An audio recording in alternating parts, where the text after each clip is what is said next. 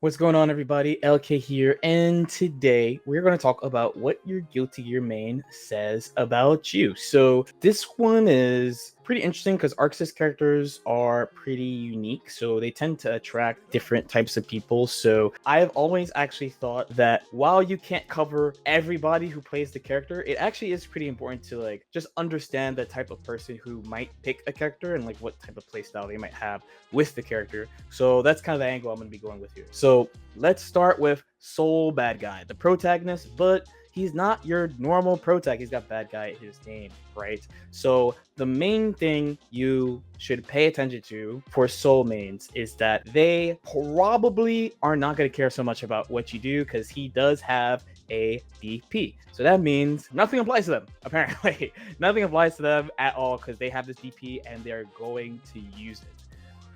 Then we have Kai, the lovingly named Kyle Kisuke, right? So secretly, these guys want to be soul, and the reason why I know is because there's a soul color. So now there's two types of Kai players you got to look for, right? There's the standard Kyle, never stop, just go, right? And then there is the Kyle player who actually wanted to play soul, but he's playing Kyle, but he's playing the soul color. So if they pick the soul color, that's just another soul, honestly, but he's playing Kai. If they don't pick the soul color, honestly, them too, you might have heard me say it, it's that never stop, just go. That's a lyric from his song. And they really dig into that lane quite a bit. There's a reason why people meme about Kai's running at full screen and throwing you and stuff like that. They too just kind of want to do what they want to do, whether or not you are present for it. So definitely pay attention to that for those two characters. So Mei, there's a couple of energies you can get from Mei players. Memers for sure. Some people really like to meme. When the game came out, people memed about Totsugeki, the dolphin attack, right? By the way, they will not tell you that dolphin move isn't even called Totsugeki. That's what she says. It's called something else. It's called whatever the name of the dolphin is. That's the actual name of the move, but they say Totsugeki instead. There's her theme where, Guilty Gear XX, she had a very nice, light, fluffy kind of theme. I don't know if music can sound fluffy, but then in Exerd, her theme kind of went like clown mode a little bit, and then they leaned further into it in Strive with Disaster of Passion as her theme. They're going to be pressing a lot of buttons because she has the buttons to do so, and she does a ton of damage if she hits you. So just make sure that you pay attention that they are going to be trying to have fun by themselves, whipping a bunch of moves and throwing dolphins your way. Then we have Zotto. So these are guaranteed sweat, because you can't pick Zotto for fun. It's not actually possible to just pick him for fun. And what I mean is, I'm not saying that Zotto players don't enjoy playing him. I'm saying, who has the pocket Zotto? I even tried myself to have a pocket Zotto. You can't just have him as a pocket. These guys are the tryhards of GG. Respectable too, because it's not easy to pick up. It takes a lot of dedication to play him. There are a couple of layers you got to look out for. There are going to be guys who are relying on 5Ds, as we like to call them. His standing dust into mad damage. And then there's going to be, the rest of them are going to be just kind of, honestly, pretty technical players. And they'll likely, not totally, but likely be prepared to fight your character however they do. So just be ready for that. Eno players, they're quite forceful. You might say they like air dashing on the top of the screen because they like being on top, if you know what I mean. Wink wink. So she has really good buttons, and she has moves that slide under things, stroke. Even with the nerfed H stroke, she can slide under stuff. So people who play Eno, you should expect them to, the way I would put it is, just because they whiffed doesn't mean they're disadvantaged, because they're going to either try to go under something again or press 6P. So if you can handle those two things, you can probably handle all Eno players, basically. Not all of them, most of them. Happy Chaos. So only two types of people play. I lied already. Only three types of people play Happy Chaos. One are people who are really mad at him and want to show you that he's broken, so they play him. Two are the edgelords, and three are the top tier, people like playing top tiers. But there's a specific lane, because there are a lot of reasons to want to play a top tier character, but when it's this style of auto zoning, they are definitely leaning into the anti-fun, I'm the only one who's allowed to play type of thing. So keep that in mind. What this means for you is you are not going to have a fun time regardless of what type of Happy Chaos player you run into. going down a little bit. So Gold Lewis. So these guys also don't want you to have fun, but they're having a lot of fun. And honestly, it's wholesome fun too. It's only the people on the receiving end of getting guard crushed over and over who are going to feel bad. They honestly just want to use Behemoth Typhoon. There's a reason why they pick him. There's a reason why they play him like this. Because honestly, it's fun. It's funny for them, and they're having time of their lives. And he got the buffs that he needs. So they're going to show you that he got the buffs that he needs for sure. Next is Giovanna. Giovanna is an interesting mix as well. For some reason, I feel like Street Fighter players really like her. She has like Cammy vibes. And Cammy usually is the way about people picking Ramafall or like Kid Buu or characters like that. That's how Street Fighter players feel about Cammy. They're always like Cammy player, roll eyes, right? So Giovanna players kind of attract that style of player. She also attracts like general like, oh, I just like fighting games in general because she is interactive in a traditional way for fighting game players. So it's like you need like a good neutral game, and you have to kind of read your opponent on offense and encourage them to do what you want them to do. Also, if for people who like brown anime girls, they're gonna gravitate to this character as well. This is actually a pretty respectable pick, I would say. And then we have Ram. So Ram, as I just mentioned, that is the Kid Buu, that is the Swift Master, that is the alternate pick for Happy Chaos. Like I want to pick a cheap top tier. This is the other pick. And I would say probably the more common one because she's easier. You know what to expect from this type of person, but there's also another type of Rambo player, and specifically, and this is just ignoring people who like the character, right? So one thing you gotta pay attention to for Ram players is that because everyone thinks she's really good, they're going to play her like she's really good. And what I mean by that in Ram's case is they are going to play like there are no rules for the game. So what is minus for V is not minus for me, is going to be the energy. So keep that in mind as well. Potemkin. So where did they go?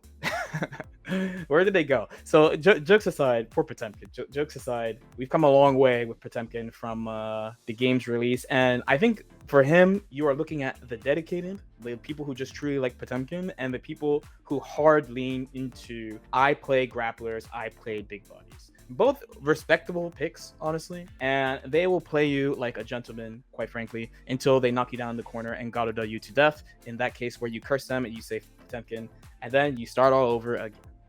Axel, this is another one where we're like, where did they go? So Axel is a pretty interesting one because you are a defensive neutral character with normals in a fast-paced game like GG, which is a very, very small niche of player plays this.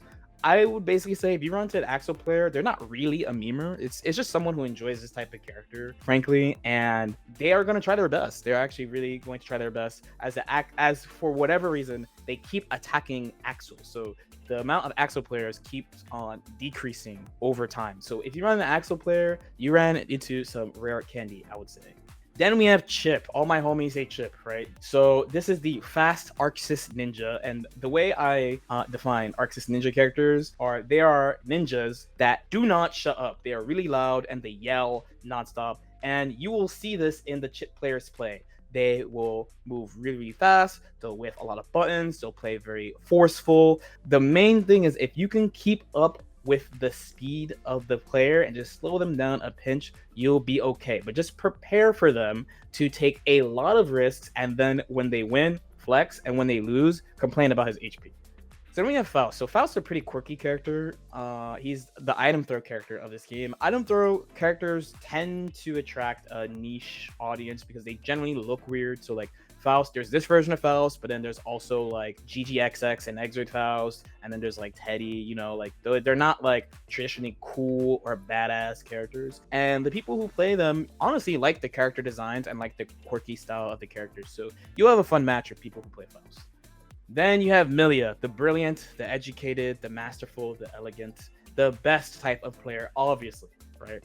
This one is actually kind of a rare candy, and despite all I said about Emilia players, I will say you actually do have two camps. You have the first camp of elegant, gentlemanly Emilia players, studious, academic Emilia players, and you have the other camp that actually wants to play Chip. There's only two parties for Emilia.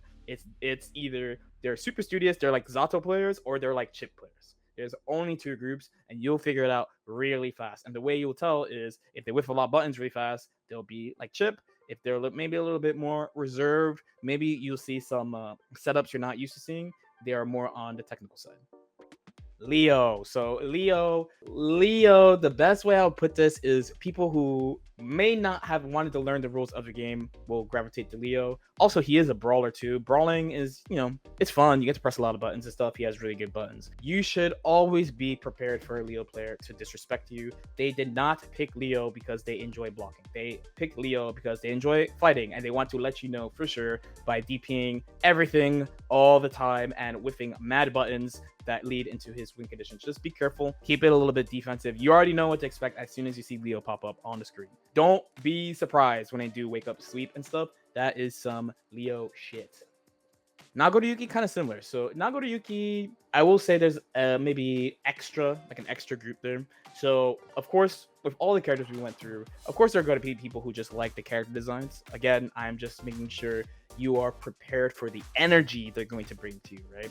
So Nago, you're going to have a couple things. One is a similar, like the rules apply to thee, not to me type of thing. The main way, and I'm sure you've all seen it, is how they whiff buttons, and then they whiff more buttons, and then they whiff more buttons, which you can't do with other characters, but Nagoroyuki players will always do.